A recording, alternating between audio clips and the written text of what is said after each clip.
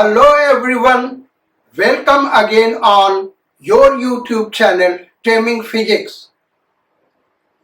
Last turn हम लोगों ने बेटा एवरेज वेलोसिटी और इंस्टेंटेनियस वेलोसिटी पे कुछ इक्वेशंस करे थे। उसके बाद एक्सेलरेशन का डेफिनेशन और एक्सेलरेशन कितने टाइप्स के होते हैं, उनका डेफिनेशन क्या होता है, इन टॉपिक्स के बारे में पढ़ा था। आज स्टार्टिंग में हम लोग एवरेज एक्सेलरेशन और इंस्टेंटेनियस एक्सेलरेशन के ऊपर न्यूमेरिकल्स करेंगे। उसके बाद one dimensional motion, two dimensional motion and three dimensional motion क्या होता है इसको समझेंगे। उसके बाद आगे प्रोसीड करेंगे इक्वेशंस ऑफ मोशन पे। सो let us start questions. Question number 1.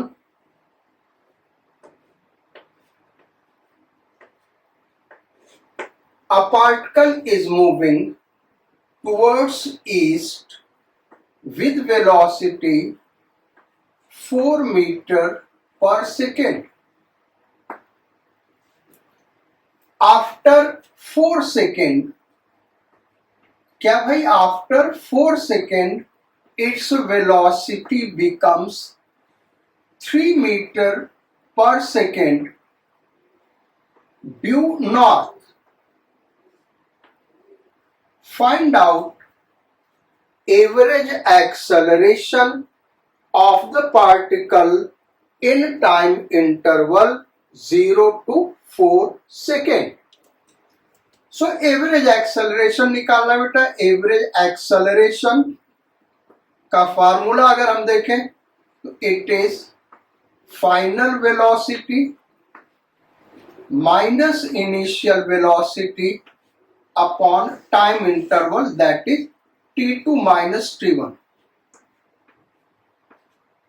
Generally क्या होता है, एवरेज एक्सेलरेशन का मैग्नीट्यूड पूछा जाता है, उसका डायरेक्शन क्या होगा उसकी भी हम बात करेंगे यहाँ पे, क्योंकि सबसे ज्यादा जो कंफ्यूजिंग होता है स्टूडेंट्स के लिए वो डायरेक्शन होता है। तो अब हम इसको निकालें कैसे बेटा। सिंपल सा एक तरीका है, हम क्या करें, जो वेलोसिटी वेक्टर्स हैं उनको आई कैप, जे कैप, के कैप के टर्म में लिख लें और फिर प्रॉब्लम को सॉल्व कर लें। तो फाइनल वेलोसिटी अगर हम देखें तो ये है 3j कैप। फाइनल वेलोसिटी क्या बेटा, 3j cap. Then minus initial velocity 4i cap upon time interval 4 second. So it is 4 second. So now it can be written as, इसको हम कैसे लिखेंगे भाई, पहले आई कैप का टर्म लिखते हैं फिर जे कैप का लिखते हैं, तो ऐसे हमने लिख दिया upon 4। So this is average acceleration in vector form, लेकिन इसका मैग्नीट्यूड और डायरेक्शन अगर हम निकालना चाहें तो कैसे निकालेंगे इसको।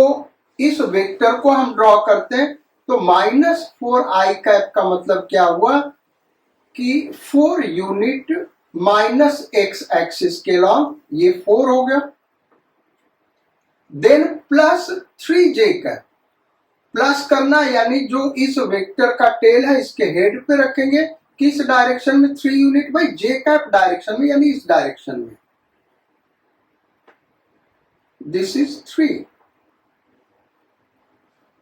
सो दिस इज द एक्चुअली इसका मैग्नीट्यूड हो जाएगा बेटा 1, क्योंकि 4/4 है तो ये हो गया 1 और ये हो गया 3/4, 3/4। तो जो एवरेज एक्सेलरेशन बेटा अगर इसको देखें तो एवरेज एक्सेलरेशन का मैग्नीट्यूड और डायरेक्शन यहां पे हम निकाल सकते हैं।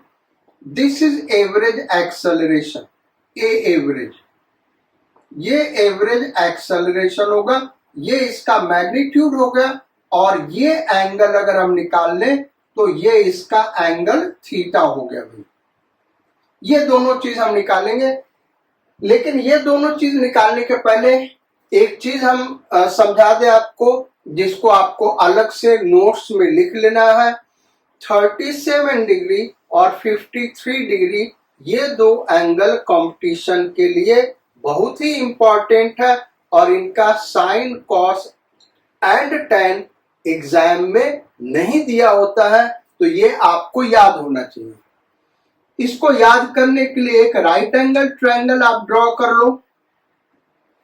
सो से this is a right angle triangle. ये एक राइट एंगल ट्रायंगल है, कितने का भाई? 3, 4, 5 का, 3, 4, 5 का, ठीक है। राइट एंगल ट्रायंगल 3, 4, 5 का। जो सबसे बड़ा साइड होगा उसके सामने का एंगल सबसे बड़ा होता है। ये जियोमेट्री की प्रॉपर्टी है, आपने लोअर क्लास में पढ़ा होगा। तो वो कितना होगा? 90 डिग्री। ये हमको याद करना है। अच्छा, फिर उसके बाद ये बड़ा है तो इसका एंगल कम होगा 90 डिग्री से। हमको तीन एंगल याद रखने, 90 डिग्री, 53 डिग्री एंड 37 डिग्री। ये हो गया 53 डिग्री एंड ये सबसे छोटा साइड है, इसके सामने का एंगल सबसे कम होगा 37 डिग्री। तो ये ट्रायंगल, राइट एंगल ट्रायंगल आपको याद रखना बेटा 3, 4, 5 का। इसके तीन एंगल होंगे 90, 53 और 37। अब इससे साइन और कॉस इन तीनों एंगल का निकाला जा सकता है। जैसे साइन 37, साइन 37 क्या होगा बेटा? 3/5। कॉस 37 ये कितना होगा भाई? 4/5। tan 37 ये कितना होगा? 3/4।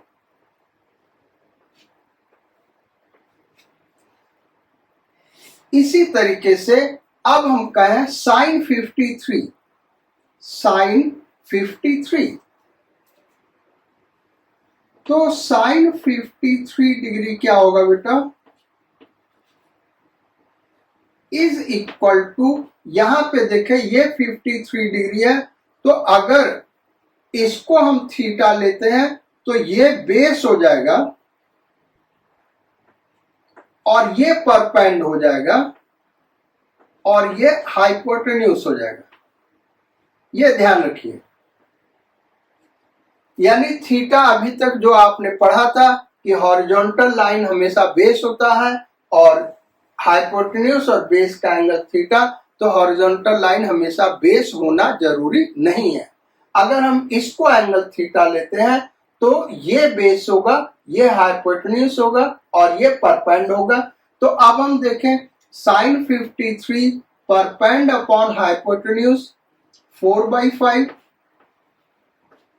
cos 53 base upon hypotenuse 3/5, tan 53 perpend upon base, तो इस केस में परपेंड 4, बेस 3, 4/3। तो ये जो एंगल है 37 डिग्री और 53 डिग्री, इनका साइन कॉस टैन आपको याद होना चाहिए, कंपटीशन में नहीं दिया होगा। इसके लिए ये राइट एंगल ट्रायंगल बना, ये चीजें आपको याद होनी चाहिए। अब हम आगे इनको कहीं भी डिस्कस नहीं करेंगे, तो आप इसको अच्छे से नोट्स इसका बना लीजिए। तो यहां से हम देखें, ये जो एंगल हमने लिखा, तो यहां से वो एंगल हम निकाल सकते हैं। पहले एवरेज एक्सेलरेशन क्या होगा ये हम फाइंड आउट करें। तो एवरेज एक्सेलरेशन का मैग्नीट्यूड क्या होगा? A average is equal to, यहां पे हम देखें बेटा तो परपेंड 3/4, ये बेस एंगल थीटा, यानी पाइथागोरस थ्योरम लगा सकते हैं या वेक्टर एडिशन भी लगा सकते हैं। 1 स्क्वायर प्लस 3/4 होल स्क्वायर, इसको आप सॉल्व करोगे तो ये 5/4 metre per second square. This will B magnitude of acceleration. Theta हम फाइंड आउट करें, वो साइन कॉस टैन कैसे भी फाइंड आउट कर सकते हैं। तो हमने ले लिया tan थीटा। तो tan थीटा कितना आ रहा बेटा, यहां से देखें तो यह आ रहा है दिस अपॉन दिस, यानी 3/4, यानी थीटा कितना होगा 37 डिग्री। अब इसको लिखने का एक पर्टिकुलर वे है बेटा, ये नहीं कि एग्जाम में तुम सोचोगे कि एवरेज एक्सेलरेशन मैग्नीट्यूड ये दिया होगा और डायरेक्शन केवल थीटा इक्वल टू 37 डिग्री हो, तो ऐसा नहीं है। कैसे इसको हम लिखेंगे, यहां लिख रहे हैं ए एवरेज। अब इस वेक्टर को हम लिखते हैं इज इक्वल टू 5/4 यानी 1.25 metre per second square 37 degree north of west, ऐसे इसको लिखा जाएगा। ये 37 डिग्री किधर है, नॉर्थ की तरफ। भाई ये नॉर्थ डायरेक्शन है और ये वेस्ट डायरेक्शन है, तो ये एक फ्रेज है बेटा, इसको आपको समझना है कैसे लिखते हैं। यहां पे हम देखें तो वेस्ट से नॉर्थ की तरफ 37 डिग्री गया है, इसलिए इंग्लिश में हम इसको ऐसे लिखेंगे एंगल को 37 डिग्री नॉर्थ। 37 डिग्री नॉर्थ किस डायरेक्शन में, नॉर्थ डायरेक्शन में। किस डायरेक्शन से, वेस्ट डायरेक्शन से। सो 37 डिग्री नॉर्थ ऑफ वेस्ट। इसको एक और तरीके से लिखा जा सकता है और वो है 1.25 मीटर पर सेकेंड स्क्वायर। अब इस एंगल को अगर हम देखें तो ये कितना होगा भाई 53 डिग्री। किधर से किधर, नॉर्थ से वेस्ट की तरफ, तो 53 डिग्री वेस्ट ऑफ नॉर्थ। तो दोनों आंसर सेम है, इसमें कहीं कोई डिफरेंस नहीं है। नेक्स्ट क्वेश्चन नंबर 2 पे आते हैं।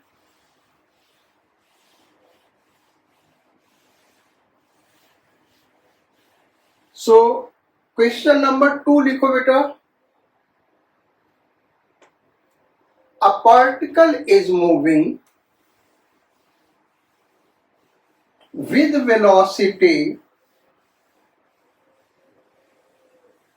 10 meter per second due east.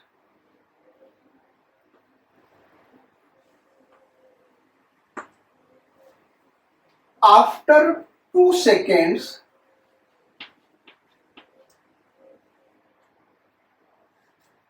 its velocity becomes 10 meter per second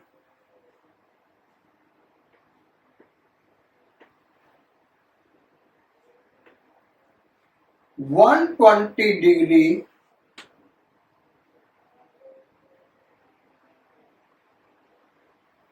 in anti-clockwise direction with initial direction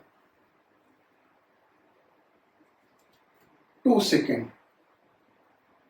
Find out magnitude and direction of average acceleration. Average acceleration का magnitude and direction लिखना है।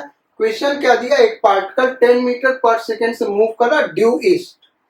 After 2 second its velocity becomes 10 metre per second 120 degree anti clockwise with initial direction. Initial direction ये था, इससे 120 degree anti clockwise हो गया 10 metre per second.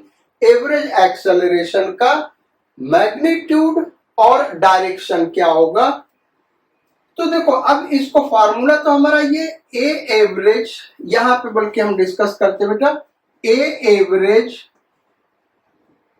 Is equal to V2 minus V1 upon T2 minus T1। तो T2 minus T1 में कोई problem नहीं है, इसको 2 सेकेंड लिख देंगे। V1 में भी कोई प्रॉब्लम नहीं बेटा, 10 आई कैप लिख सकते हैं। अब V2 को हम रिजॉल्व करके लिख पाएंगे, यानी आई कैप जे कैप के टर्म में लिखना है, तो इसका ये वाला कंपोनेंट लेंगे और ये वाला कंपोनेंट रिजॉल्व करके लिख के सॉल्व करेंगे, आंसर आ जाएगा। ये एक मेथड है। तो इस टाइप से हमने पिछला क्वेश्चन किया था। दूसरा एक और तरीका बेटा, हम क्या करें, ये दो वेक्टर का सब्ट्रैक्शन है, और सब्ट्रैक्शन वेक्टर का कैसे होता है हमने ऑलरेडी सीखा हुआ है। तो हम इसका ग्राफ ड्रॉ करेंगे। इस केस में हमको इस वेक्टर को रिजॉल्व नहीं करना पड़ेगा, आप रिजॉल्व करके सॉल्व करना है। और ये मेथड तो बता रहे, दोनों मेथड आपको आना चाहिए। तो V2 माइनस V1 करें कैसे, तो हम क्या करते हैं, पहले वेक्टर V2 ड्रॉ कर दें।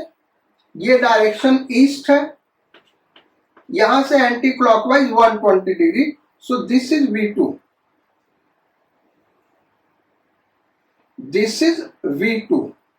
V2 वेक्टर ये 120 डिग्री है, तो इसका मतलब ये कितना हो गया भाई, 60 डिग्री हो गया। देन माइनस ये V2 है बेटा, और V2 का मैग्नीट्यूड क्या है वो हमको पता है, यहां से माइनस V1। तो ये V2 गया, इधर होगा प्लस V1, इधर होगा माइनस V1। केवल हम मैग्नीट्यूड यहां लिख रहे हैं, इधर प्लस V1 इधर माइनस V1। तो अब ये जो वेक्टर होगा V2 माइनस V1, ये एवरेज एक्सेलरेशन ये होगा बेटा। बेसिकली ये जो वेक्टर आ रहा है ये डेल्टा V वेक्टर आ रहा है। ये क्या आ रहा है भाई, डेल्टा V वेक्टर आ रहा है। ये डेल्टा V है ना, अपॉन डेल्टा T कर देंगे, तो डेल्टा V वेक्टर आ रहा है। तो ये क्या है, V2 माइनस V1। अब सब्ट्रैक्शन का फार्मूला लगाना, तो हमको इन दोनों वेक्टर के बीच का एंगल पता होना चाहिए। हमको V2 माइनस V1 करना है, तो V2 और V1 के बीच का एंगल क्या होगा, ये वाला होगा, एंड दैट इज 60 डिग्री। ये 60 डिग्री होगा, और जो रिजल्टेंट होगा उसका डायरेक्शन ये हो जाएगा। इस एंगल को हम निकाल लेंगे, और इस एंगल को निकालना बहुत ही आसान बेटा, अभी हम बताएंगे उसको कैसे निकालेंगे। पहले मैग्नीट्यूड निकालते हैं, तो पहले हम डेल्टा V निकाल लें। Delta V is equal to, magnitude की बात करते हैं, इज इक्वल टू, तो V2 माइनस V1 का फार्मूला क्या होगा, V2 square that is 10 square, plus V1 square that is 10 square, plus 2 V1 V2 again 10 square, cos, यहां माइनस होगा ना, सब्ट्रैक्ट कर रहा है, कॉस 60 डिग्री। इनके बीच का एंगल कितना हो गया भाई, 60 डिग्री हो गया। सो V2 और V1 नहीं बेटा, ये गड़बड़ हो गया, ये तो माइनस V1 है। V2 और V1 वेक्टर इधर था, तो ये V1 वेक्टर था, ये माइनस V1 वेक्टर है। यहां पे हमने केवल मैग्नीट्यूड दिखाया है, इस पे हम साइन रख देते हैं, अदरवाइज कंफ्यूजन क्रिएट करेगा। ये माइनस ये V1, तो इसके और इसके बीच का एंगल ये वाला होगा, दैट इज 120 डिग्री। तो ये cos 120।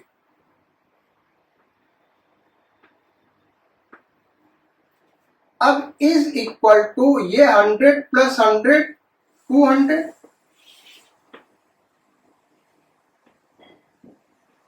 देन माइनस ये 200,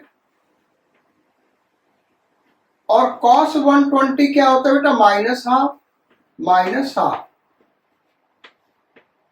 तो ये 300 यानी 10√3 हो गया। तो एवरेज एक्सेलरेशन जो हुआ, a average is equal to delta V 10√3 upon delta T that is 2 second. तो ये कितना हो गया, 5√3 मीटर पर सेकेंड। अच्छा, डायरेक्शन क्या होगा बेटा? तो ये 120 डिग्री है तो ये 120 डिग्री होगा, और ये आइसोसेलेस ट्रायंगल है तो ये 10 है, ये 10 है, यानी ये और ये एंगल इक्वल होगा। ये 120 तो बचा कितना? 60, यानी ये वाला एंगल कितना होगा? 30, और ये 30 होगा, तो ये वाला एंगल कितना होगा? 30 डिग्री। अब हम डायरेक्शन दे सकते हैं। तो अब हम वेक्टर ए एवरेज लिख रहे हैं। It is 5√3 metre per second square 30 degree north of west. So this is the final answer. दूसरा एक मेथड हमने कहा था कि इसको रिजॉल्व करके भी सॉल्व कर सकते हैं, तो इसको रिजॉल्व करके हम दिखा रहे बेटा, और यही आंसर आएगा। तो इसको हम हटा दे रहे हैं, दूसरे मेथड से कर रहे हैं, क्योंकि ये थोड़ा सा कंफ्यूजिंग लग सकता है तुम लोगों को। दूसरा थोड़ा लेंदी होगा लेकिन आसान है, उसमें कहीं कोई कंफ्यूजन नहीं है। तो v2 माइनस v1 करने के लिए इस v2 वेक्टर को हम रिजॉल्व कर लें। ये कंपोनेंट इसका क्या हो जाएगा भाई? ये 120 है यानी ये 60 है, तो इधर वाला कंपोनेंट क्या होगा? cos होगा, 10 cos 60 यानी 5, और इधर वाला कंपोनेंट क्या होगा भाई? 10 sin 60 यानी ये होगा 5√3। अब चलो सॉल्व करते बेटा। तो ए एवरेज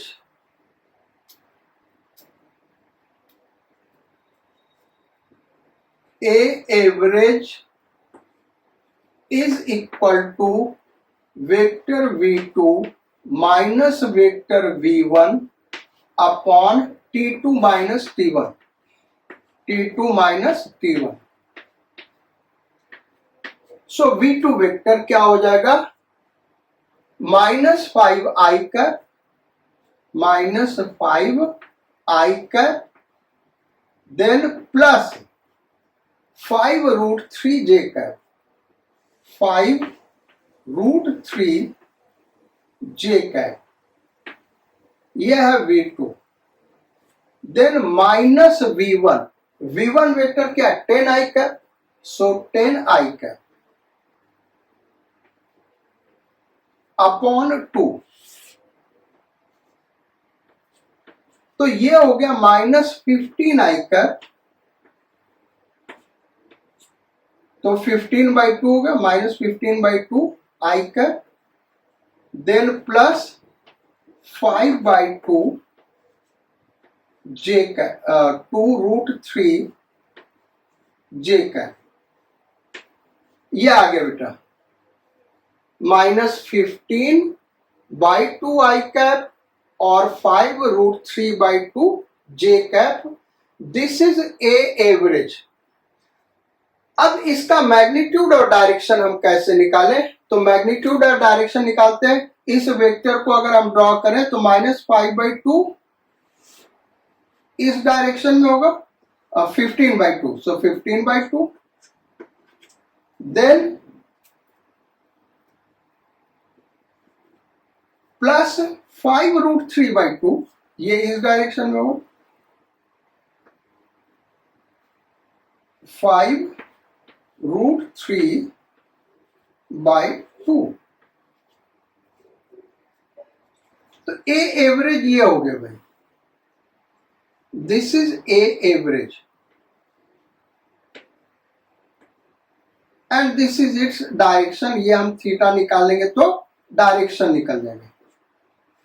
सेम प्रॉब्लम को दो मेथड से इसलिए बता रहे बेटा कि वेक्टर तुम अच्छे से समझ सको, दोनों मेथड आना चाहिए। सो मैग्नीट्यूड हम निकालें भाई, तो मैग्नीट्यूड क्या होगा? Under root this square plus this square, so a average is equal to under root 15/2 whole square plus 5√3/2 whole square is equal to under root ये 4 एलसीएम हो गया, इसको यहां लिख दे रहे हैं। ये 225 प्लस ये 25 दिया 75, तो ये कितना होगी भाई 300/4 का रूट। तो 100 बाहर निकाल लिए 10 √3/2 यानी 5√3। बेटा देखो वही आंसर आ गया 5√3 मैग्नीट्यूड। अब डायरेक्शन निकाले इसका, तो tan थीटा इक्वल टू क्या हुआ, tan theta is equal to perpend upon base. तो ये क्या हो जाएगा, ये 2 तो कट जाएगा, कितना हो गया यार 1/√3 हो गया ना बेटा। 1/√3 यानी थीटा इज इक्वल टू कितना आ गया 30 degree. So it is this. तो इस तरीके से प्रॉब्लम सॉल्व करेंगे बेटा। दो मेथड है हमारे पास। नेक्स्ट आते हैं question number 3।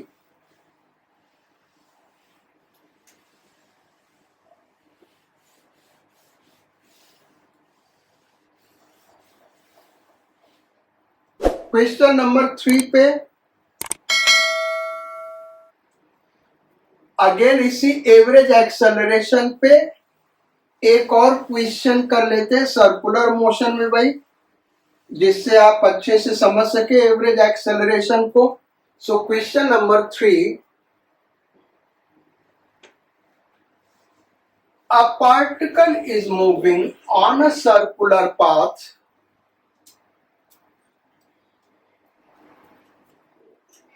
with constant speed 20 meter per second.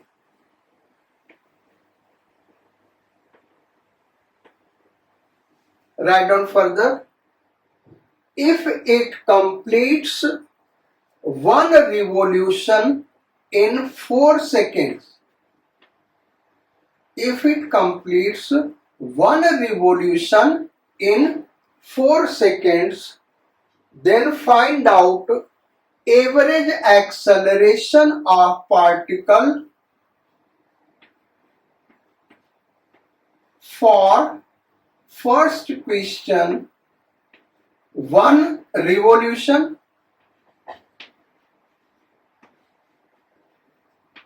second question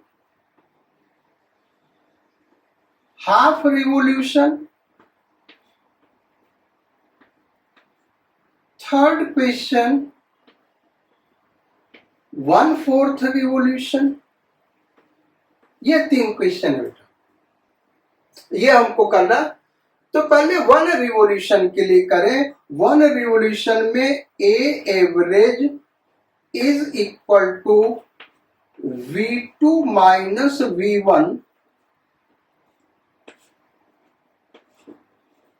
upon T2 minus T1। अच्छा, तो मान लो यहीं से पार्टिकल स्टार्ट करा जैसे हमने फिगर में दिखाया है। तो V1 क्या बेटा 20 मीटर पर सेकेंड जे कैप डायरेक्शन में, नॉर्थ डायरेक्शन में, और एक कंप्लीट रिवोल्यूशन के बाद फिर यही होगा।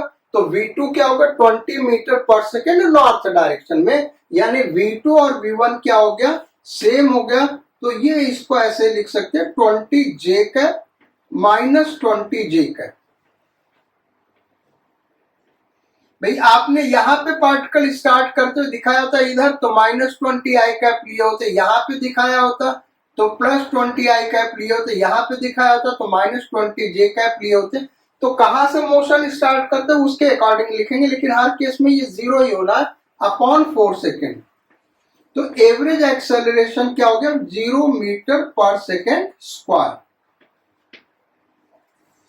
नेक्स्ट पार्ट इसका सेकेंड पार्ट करते हैं, इसको हटा देंगे, बस यही फार्मूला तो यही यूज करना।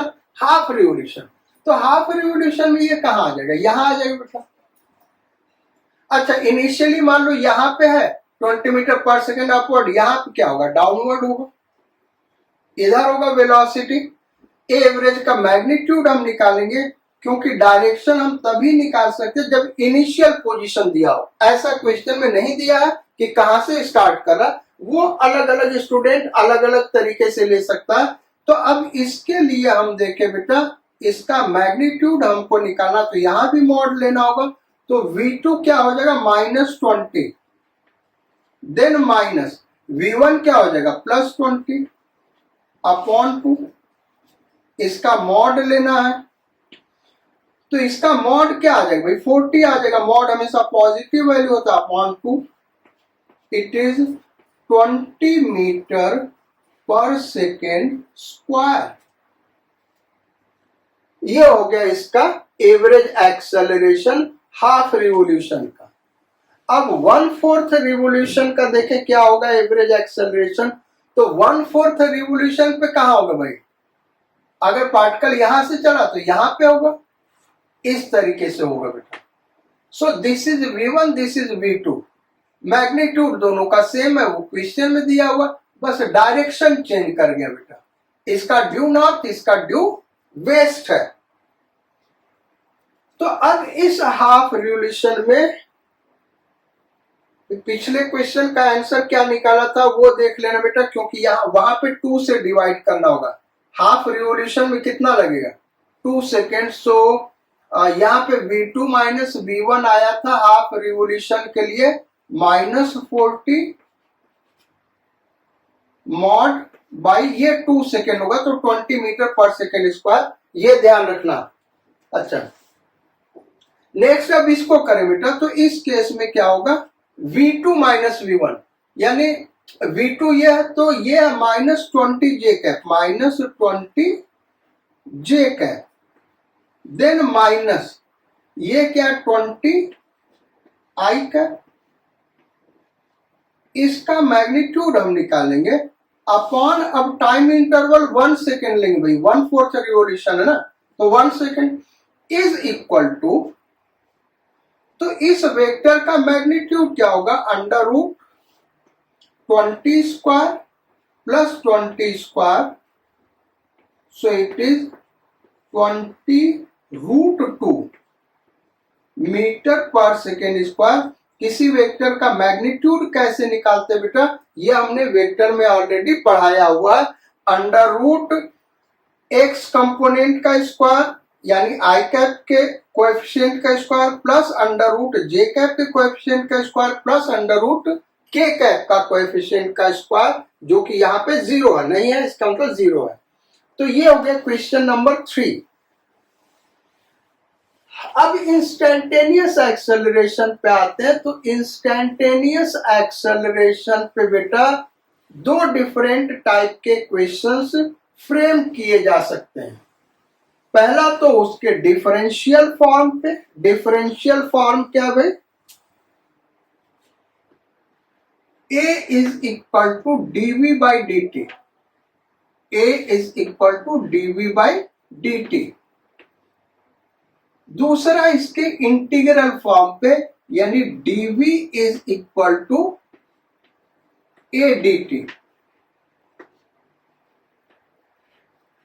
अगर स्ट्रेट लाइन मोशन है तो ये एरो हम हटा देंगे और एक डायरेक्शन को पॉजिटिव ले लेंगे, दूसरा ऑटोमेटिकली नेगेटिव हो जाएगा।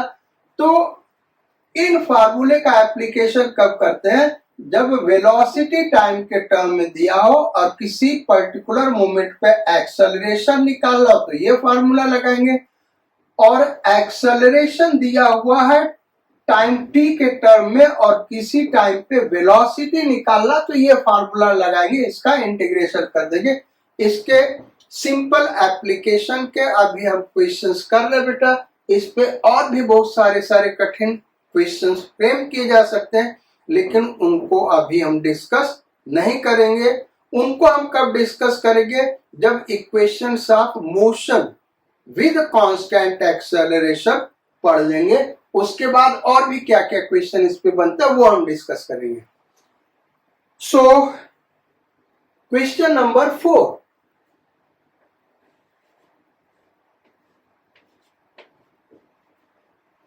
एक्सेलरेशन ऑफ अ पार्टिकल, या पहले इस पे करते हैं। So write down, velocity of a particle moving along a straight line is given by 4 t square minus 10,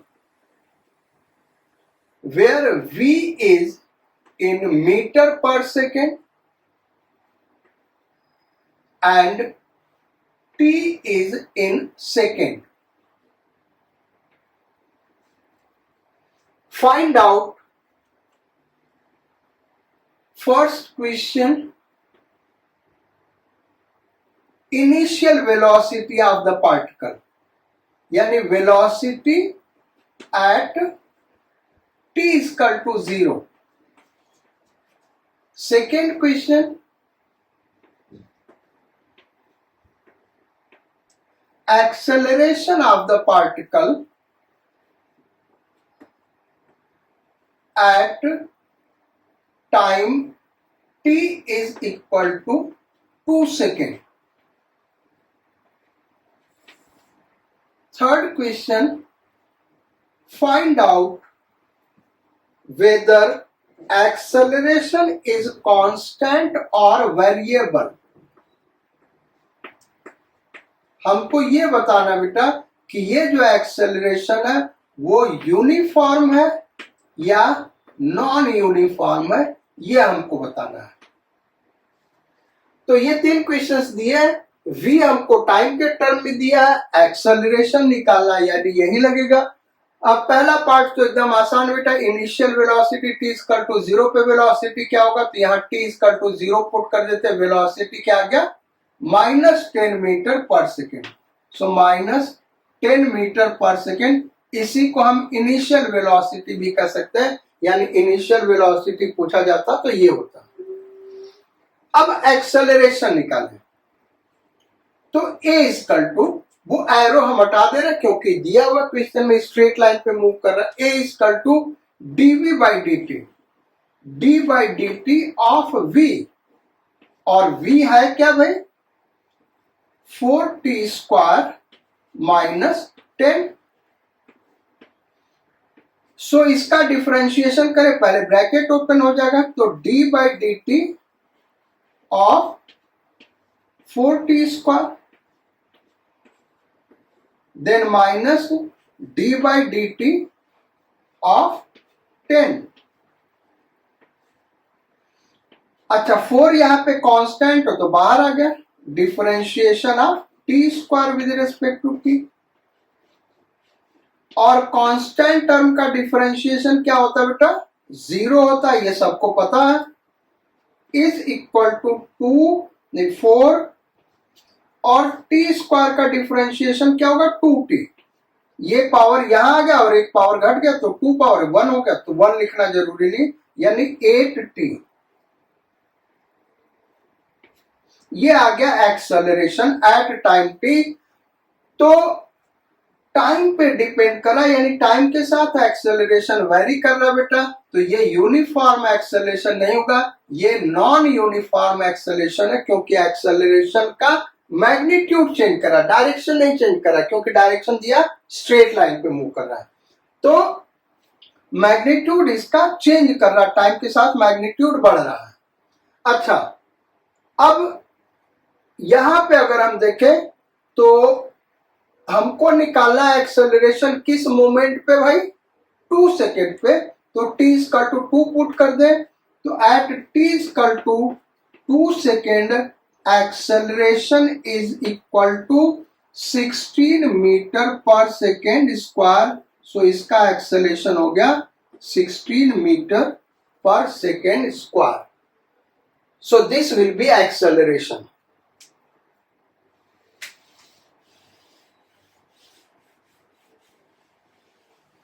अब नेक्स्ट इसके इंटीग्रल फॉर्म पे आ जाते हैं.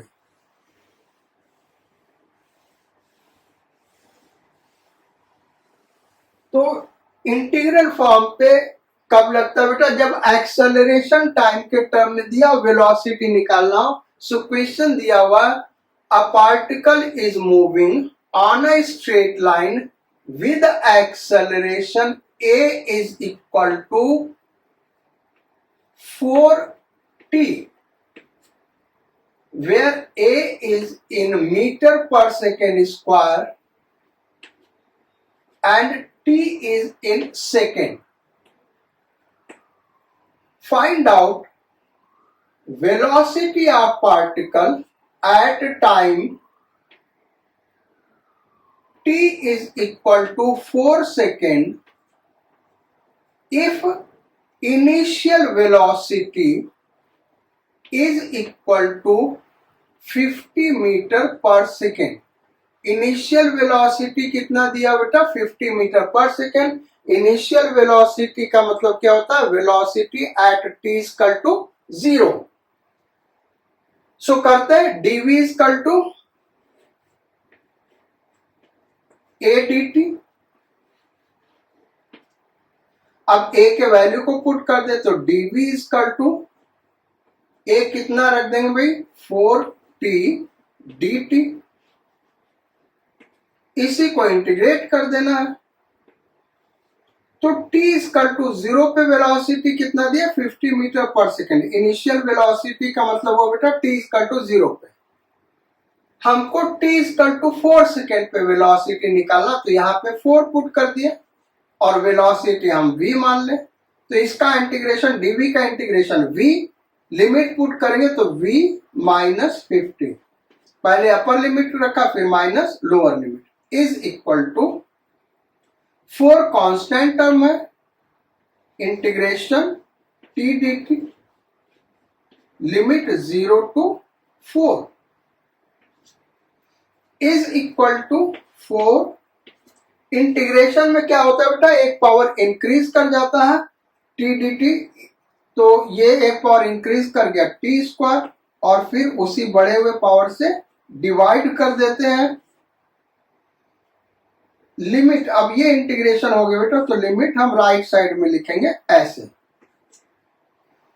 तो इसको देखें तो ये कितना हो गया भाई? 2 हो गया, 2t स्क्वायर. तो पहले अपर लिमिट रख दिया यहाँ पे, सो अपर लिमिट ये 4 स्क्वायर यानी 1632. फिर लोअर लिमिट रखा तो 0 आ गया. तो v इज इक्वल टू 50, इसको इधर लेते गए, प्लस 32 यानी 82 metre per second. This will be velocity at t is equal to 4 second. तो ये हो गया भाई हमारे क्वेश्चंस. ये क्वेश्चन नंबर 5 था. हमको लग रहा है इसको 5 कर लेना बेटा. ये 5 न्यूमेरिकल्स हो गए, एवरेज एक्सेलरेशन और इंस्टेंटेनियस एक्सेलरेशन पे. अब हमको पढ़ना है इक्वेशंस ऑफ मोशन.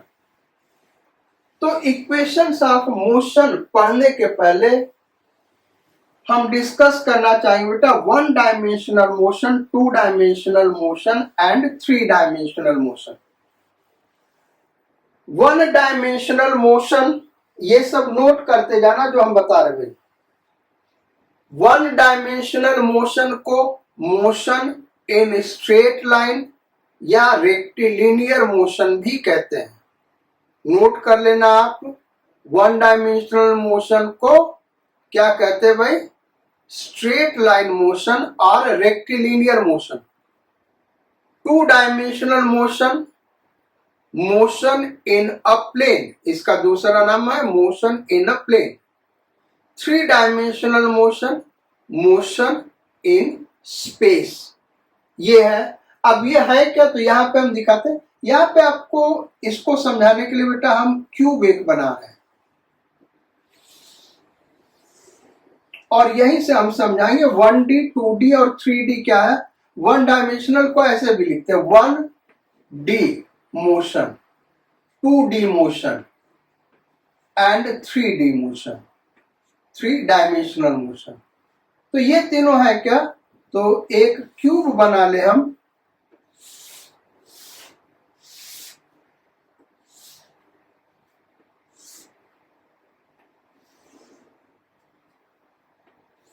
ये हो गया भाई क्यूब. इसको हम ओरिजिन ले ले. This is X axis, this is Y axis and this side is along Z axis, ऐसे हमने ले लिया। अब वन डायमेंशनल मोशन क्या है? Motion along X axis, motion along Y axis या motion along Z axis. Obviously ये one dimensional motion है, लेकिन अगर कोई पार्टिकल स्ट्रेट लाइन पे चल रहा हो तो वो एक्स या वाई या जेड एक्सिस हो या उनके पैरेलल हो, ऐसा जरूरी नहीं है। जैसे ये हम ड्रॉ करें बेटा, एक पार्टिकल इस लाइन पे चल रहा है, यानी बॉटम वाले प्लेन पे। Again this is one dimensional motion. ये वन डायमेंशनल मोशन है क्योंकि डायरेक्शन नहीं चेंज हो रहा। हाँ, एक्स और वाई दोनों कोऑर्डिनेट इसके चेंज हो रहे हैं।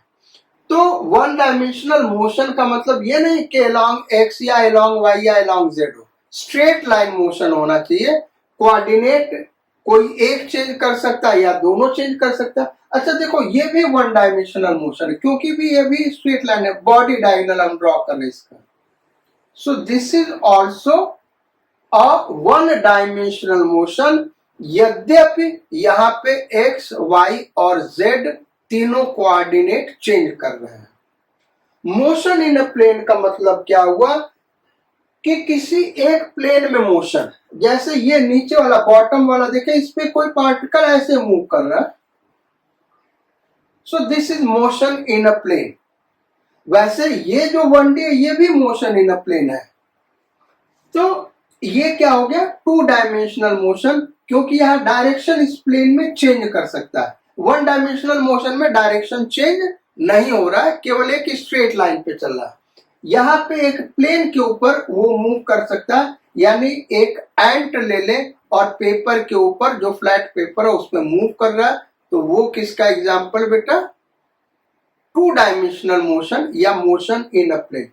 अच्छा, इस क्यूब के अंदर कोई चीज, कोई एक फ्लाई ले ले बेटा, ये ऐसे मूव कर रहा है इस क्यूब के अंदर, this is three dimensional motion.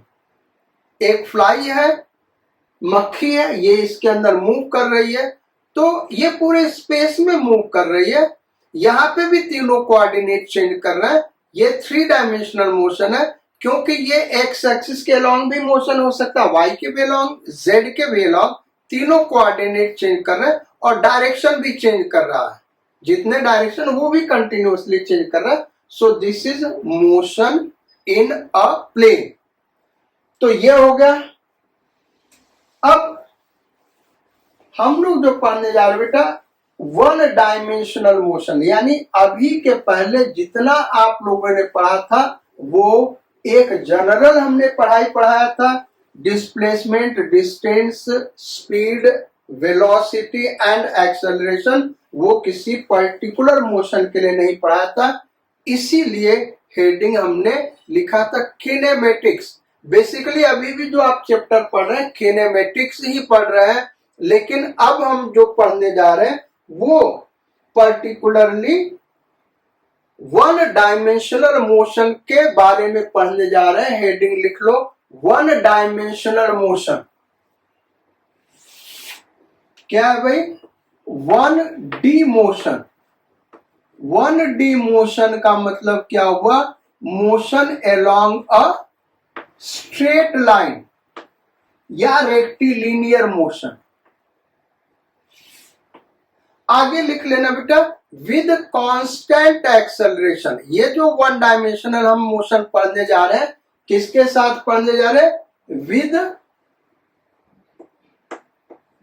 Constant acceleration.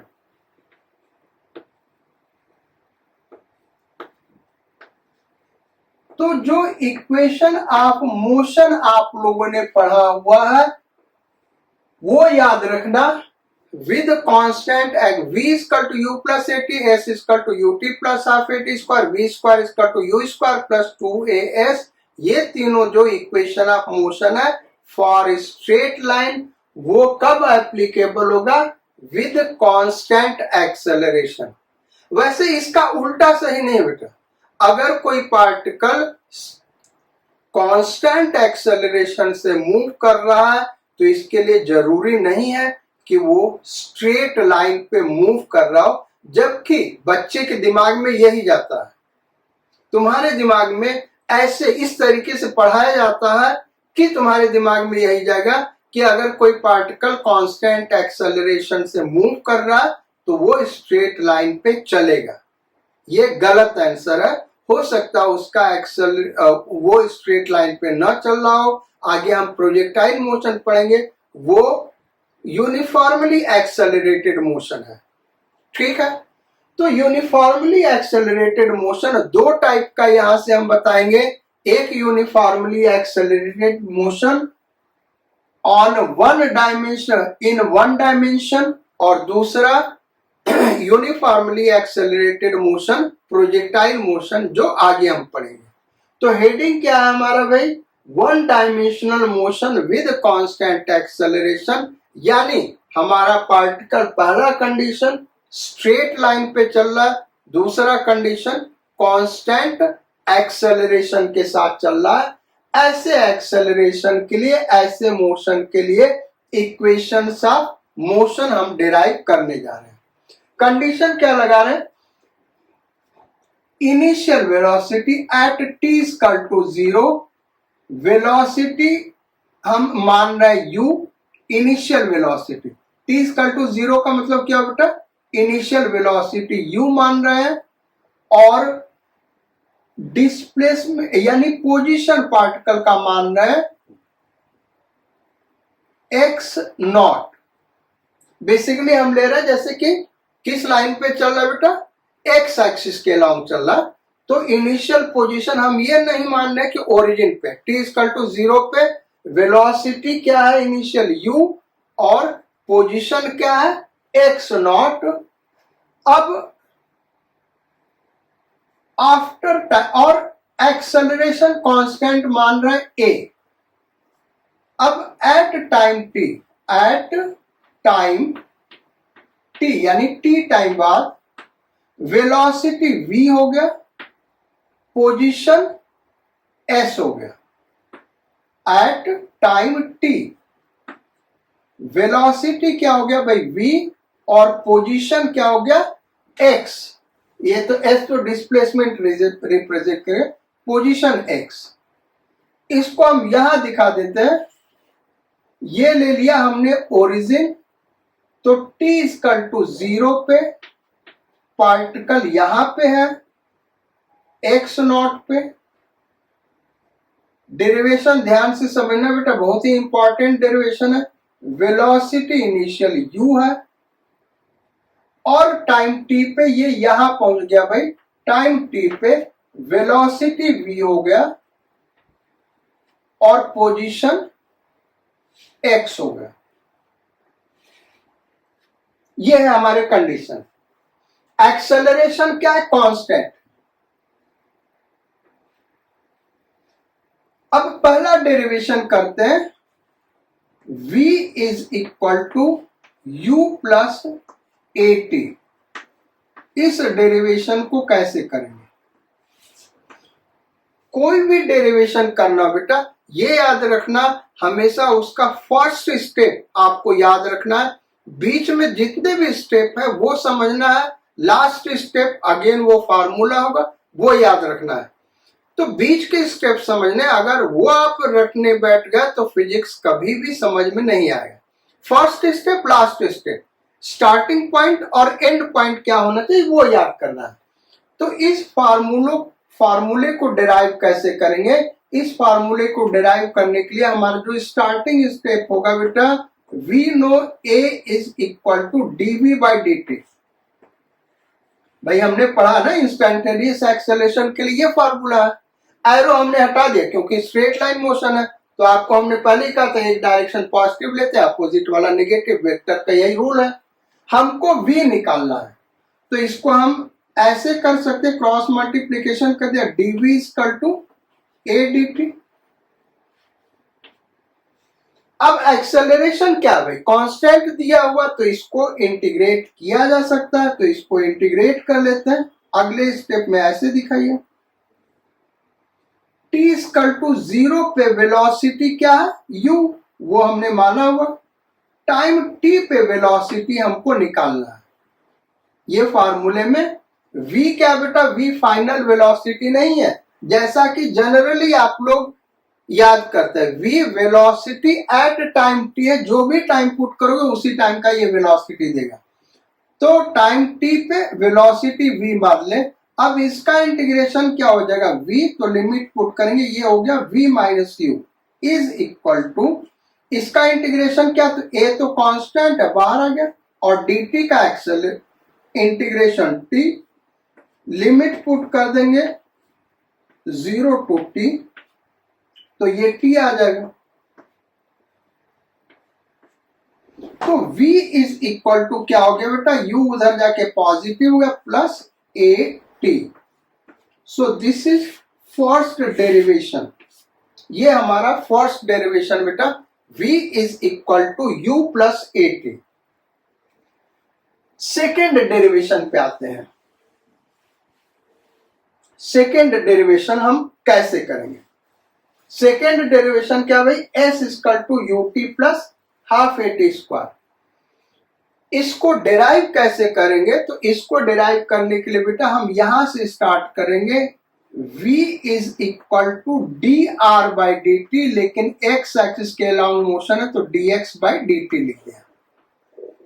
By instantaneous velocity हमने लिखा है v is equal to D R by D T, arrow हमने हटा दिया क्योंकि स्ट्रेट लाइन मोशन है, dr की जगह क्या आ जाएगा, dx आ जाएगा, क्योंकि x एक्सिस के अलॉन्ग मोशन है।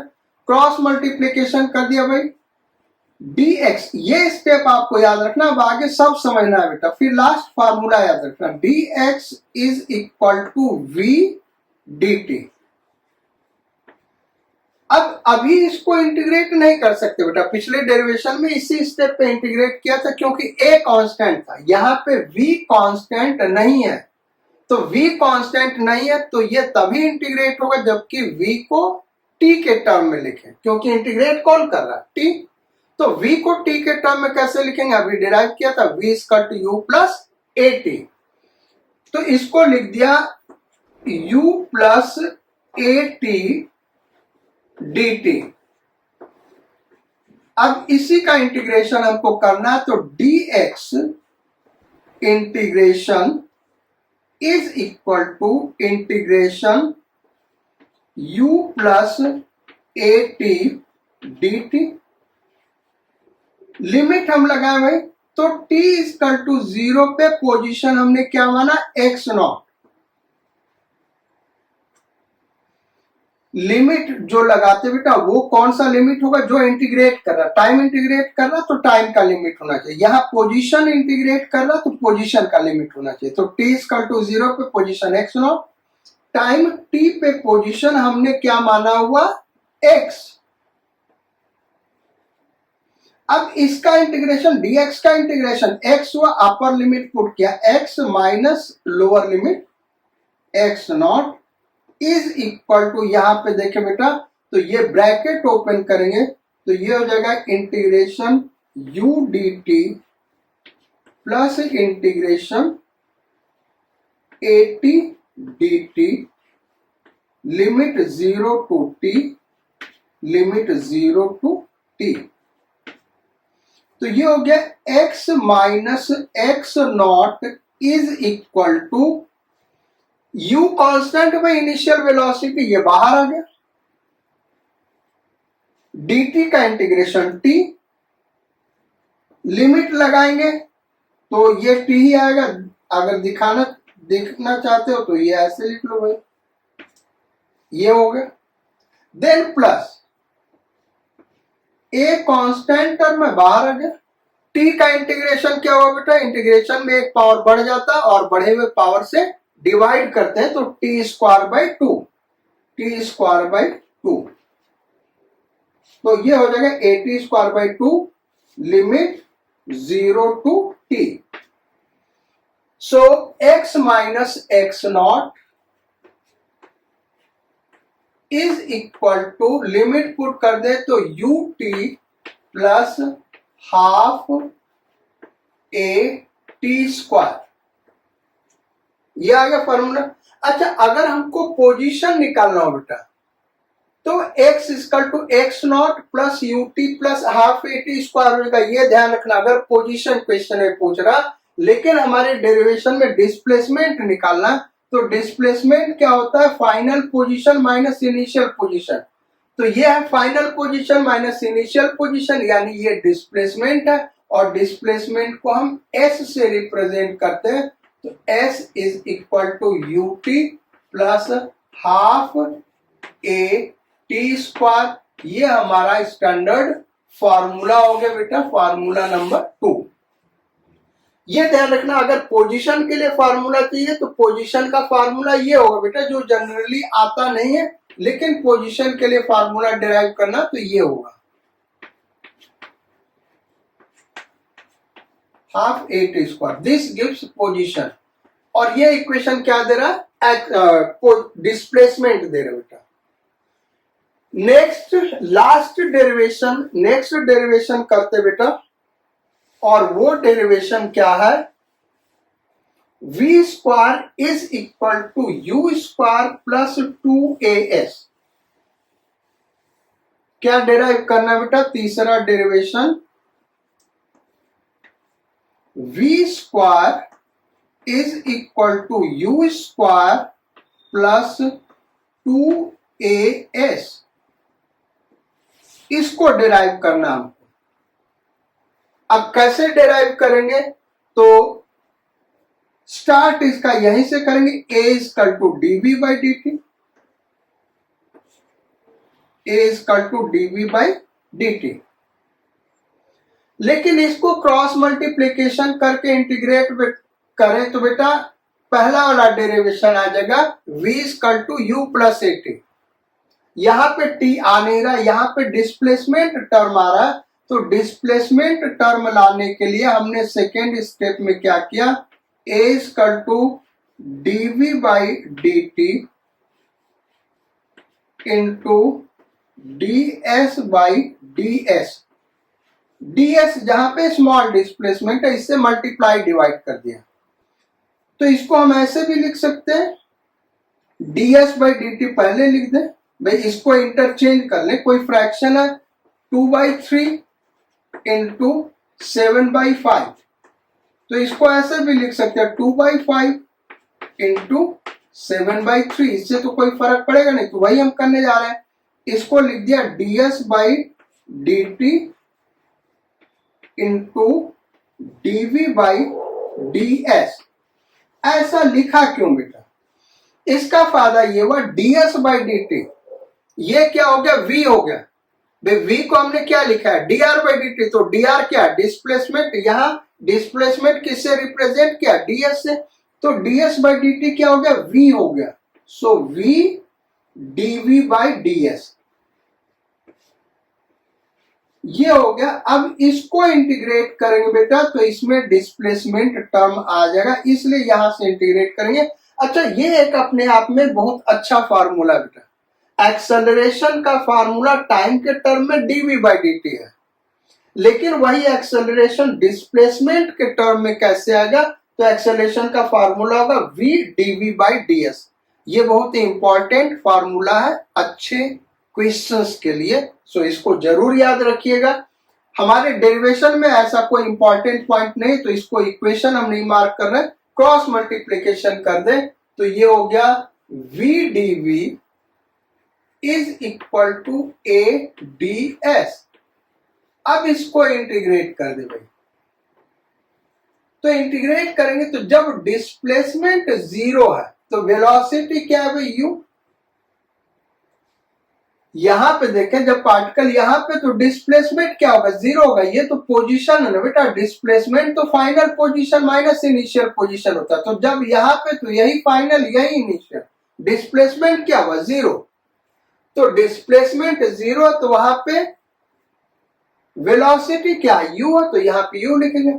अब जब डिस्प्लेसमेंट ये यही ऐसा है ना बेटा, हमने इसको ऐसे लिखा, तो जब डिस्प्लेसमेंट s हो रहा है, यहां पे पहुंचा तब डिस्प्लेसमेंट s हुआ, यहां पे तो डिस्प्लेसमेंट 0 है, तो जब डिस्प्लेसमेंट s हो गया तब वेलोसिटी क्या हमने लिया है, v। डिस्प्लेसमेंट s पे वेलोसिटी v। इसको इंटीग्रेट कर दे तो v dv, यानी v का इंटीग्रेशन v के रेस्पेक्ट में करना है, तो ये किस तरीके से x dx, integration of x with respect to x, तो क्या होता है एक पावर बढ़ जाएगा और उसी पावर से डिवाइड करते हैं, तो यहां पे x की जगह v है तो इसका इंटीग्रेशन हो गया v square by 2 limit u to v। Then यहां पर a constant acceleration constant ds का integration s limit 0 to s। याद रखना भाई, डिफरेंशिएशन और इंटीग्रेशन बेसिक कॉन्सेप्ट्स अगर क्लियर नहीं है तो ये सब नहीं समझ में आगे बेटा, इसलिए अगर नहीं आ रहा है डिफरेंशिएशन इंटीग्रेशन, हमने जो मैथमेटिकल टूल्स प्ले स्टोर में डाला हुआ वहां पे जाके देखना, डिफरेंशिएशन इंटीग्रेशन मिल जाएगा, पहले उनको पढ़ो बेटा तब यहाँ पे आना। तो ये हो गया। अब लिमिट पुट करते हैं हम, लिमिट जब पुट करेंगे बेटा तो ये क्या हो गया, पहले अपर लिमिट पुट किया तो v square by 2, then minus lower limit put कर दिया तो u square by 2 is equal to upper limit put किया as, लोअर लिमिट पुट किया 0, 2 से मल्टीप्लाई कर दे तो v square minus u square is equal to 2as, यानी v square is equal to u square plus 2as। So this is third formula of equation of motion। आज हम लोग class यहीं तक रखते बेटा, ये 3 फार्मूला डिराइव किया। चौथा एक और फार्मूला है डिस्प्लेसमेंट इन nth सेकेंड या displacement in tth second. Next turn पे उस डेरिवेशन को करेंगे और फिर ये फार्मूले कैसे एप्लीकेबल होते हैं वन डायमेंशनल मोशन में उनको डिस्कस करेंगे, फिर हम लोग न्यूमेरिकल पार्ट पे आएंगे। So let us end the class here and we will meet again in next class. Till then do hard labour, stay healthy, stay happy, stay optimistic. Sayonara, Godspeed and bon voyage।